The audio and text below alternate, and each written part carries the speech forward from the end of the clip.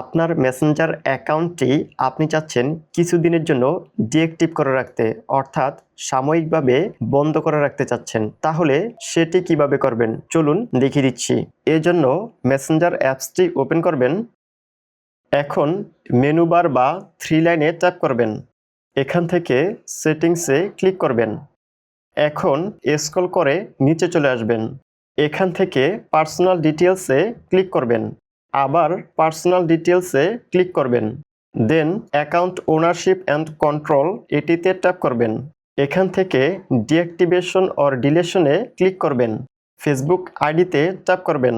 এখন deactivate Messenger এটিকে select করে দিবেন। সিলেক্ট করা হয়ে গেলে কন্টিনিউতে ট্যাপ করবেন। এখন পাসওয়ার্ডের ঘরে আপনার মেসেঞ্জার অ্যাকাউন্টের যে পাসওয়ার্ডটি রয়েছে সে পাসওয়ার্ডটি দিয়ে দিবেন, অথবা আপনার ফেসবুক আইডির যে পাসওয়ার্ডটি রয়েছে সে পাসওয়ার্ডটি দিয়ে দিবেন। পাসওয়ার্ডটি দেওয়া হয়ে গেলে কন্টিনিউতে ক্লিক করবেন। এখন ডিঅ্যাক্টিভেট মেসেঞ্জারে ট্যাপ করবেন। দেন ওকেতে ট্যাপ করবেন। ওকেতে ট্যাপ করার সাথে সাথে আপনার মেসেঞ্জার অ্যাকাউন্টটি সাময়িকভাবে বন্ধ হয়ে গিয়েছে। ভিডিওটি ভালো লেগে থাকলে ভিডিওতে একটি লাইক দিবেন, কমেন্ট করে জানাবেন এবং চ্যানেলটি সাবস্ক্রাইব করবেন।